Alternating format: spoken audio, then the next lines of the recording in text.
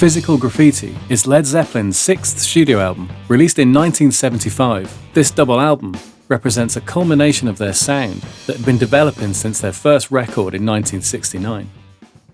The album contains 8 completely new songs, and 7 that had been in development previously. Bronner Ire dated back to the Led Zeppelin 3 sessions, and The Houses of the Holy was oddly left off the album carrying its title due to the fact that it sounded too similar to other tracks on the record, such as Dancing Days. This was recorded at Olympic Studios with engineer Eddie Kramer, and was a finished track ready to go on the album without any additional work needed.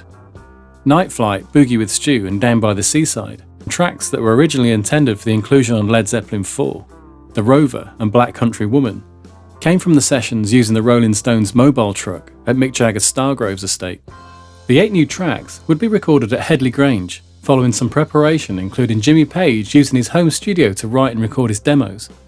They'd used the Headley Country House to great effect before, taking full advantage of the space and its natural ambience to enhance John Bonham's drum recordings, with When the Levee Breaks from Led Zeppelin 4 being a great example of this.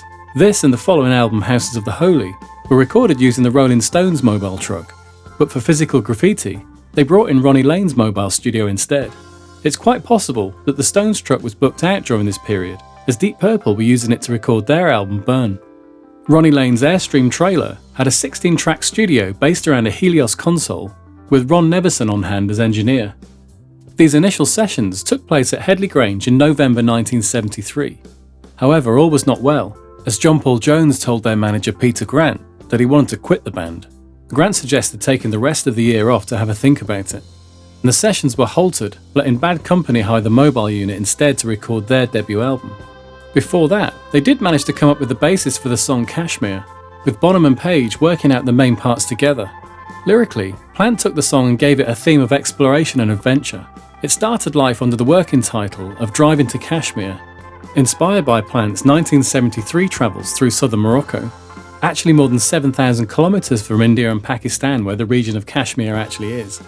The concept was the dislocated beauty of a road journey, rather than the destination. Despite rumours that John Paul Jones wanted to quit the band to be choirmaster or organist at Westminster Abbey, he did finally return to the band, refreshed, at the beginning of 1974. These sessions involved long jams and experimentation, including Jones's Honor clavinet riff, that provided the inspiration for the album's only single, Trampled Underfoot. Inspired by Stevie Wonder's Superstition, it also features Page on his wah pedal, adding to the song's funk vibes.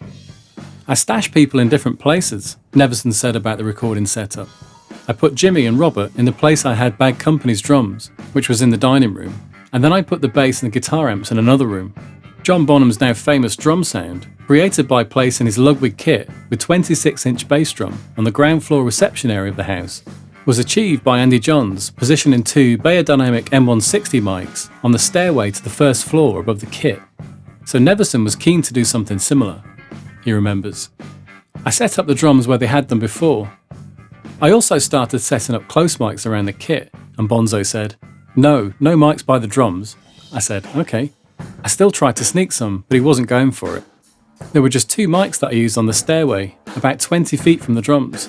These were Neumann U87s in a stereo pair, just about a foot from each other.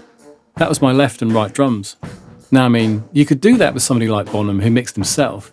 If you walk away from a drummer and you hear everything exactly the way it should be, the kick drum, the snare, the hi-hat, the cymbals and the toms, and they all sound well mixed, then you can do that.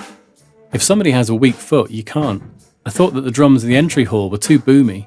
I wouldn't have picked that for Bonham, but they already had something going with the previous recording, so I just went with it. They also experimented with the sound, employing some brand new effects, Levison said.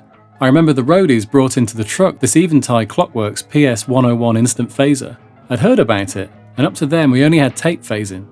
I heard that it sounded really cool on cymbals, and I had a left and right drum track, so I took one side of the drums and put it through the Eventide phaser. It came out on a third track which I recorded, figuring we could erase it if they didn't like it, but they did.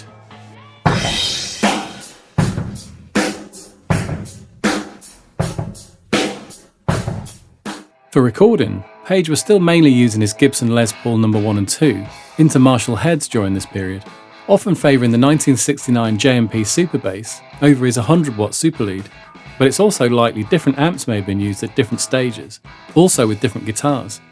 These included his Danelectro DC2 3021, and a Fender Stratocaster also entering the fray at this point. His Dragon Telly was also in hand, and his Fender Electric 12-string. It's been reported that he used the MXR Phase 90 for the phasing effects, but it's also a possibility he used the Eventide Instant Flanger, as they had these available also. Neverson used Shure SM57s to record the guitar cabs close up. He didn't mention using any ambient mics, but it's likely they would have been used, with most of the signal though coming from the 57s. Jones mainly used his 1962 Fender Jazz Bass through his acoustic 360 bass head and 361 cabinet, although he did use different basses, including a fretless Precision on In My Time of Dying. He was also in charge of any keyboard parts, including the Mellotron on Kashmir, and as mentioned before, the clavinet on Trampled Underfoot. In the Airstream, Neverson used the built-in channel limiters on the Helios console, or a pair of Universal Audio 1176 compressors. For reverb, they had the AKG BX20 Spring and a tape delay created by using a Revox 2-track. I hung that on the wall of the Airstream, Neverson said. With the Vari-Speed, you could speed it up and down to control the timing of the delay, so I could get an Elvis kind of sound with that on Plant's vocals, which he liked. Robert Plant's vocals were also enhanced with another Eventide product, a prototype of the H910 harmonizer. Eventide gave me innovative bits of electronics and I just played with them, recalls Zeppelin soundman Benji Lefevre. Robert's voice could be a chorus of 10 voices, because I would feed things back into themselves. And then we had this harmonizer with an actual keyboard so I could make his voice sing chords. It was fantastic fun. Neverson said, Zeppelin weren't super picky, like some bands are about their sounds. From Jimmy Page, I didn't really get, that's too bright, or that's too this, or that's too that. But I was a decent engineer, so it worked out. I wasn't an engineer that would be constantly checking the meters. I'd be trusting my ears more than my eyes. That was especially true with limiting. I think some engineers get scared when they see the meters move. I just ignored the meters. Recording the band was a great experience for Neverson, although he wasn't too happy when he saw the album credits upon release. Next to the Rover was written, Guitar lost courtesy of Neverson, salvaged by the grace of Harwood. The Rover wasn't a song I did at Headley Grange, Neverson said, so they got that wrong. They never brought the tapes from any other sessions to the mobile studios for me to play. The album's innovative layered interchangeable artwork features two 5-story buildings located at 96 and 98 St. Mark's Place in New York City, so they are real buildings, although the original photograph underwent a number of tweaks to arrive at the final image, with the 4th floor of the building being cropped out to fit the square album cover format. The album was released in February 1975 on their new Swan Song Records label and was a commercial and critical success, reaching #1 in both the UK and the States and being the first album to reach platinum status with just advanced orders alone. This could have been down to the record's tour already being underway, as the album's production was delayed due to its complex record sleeve.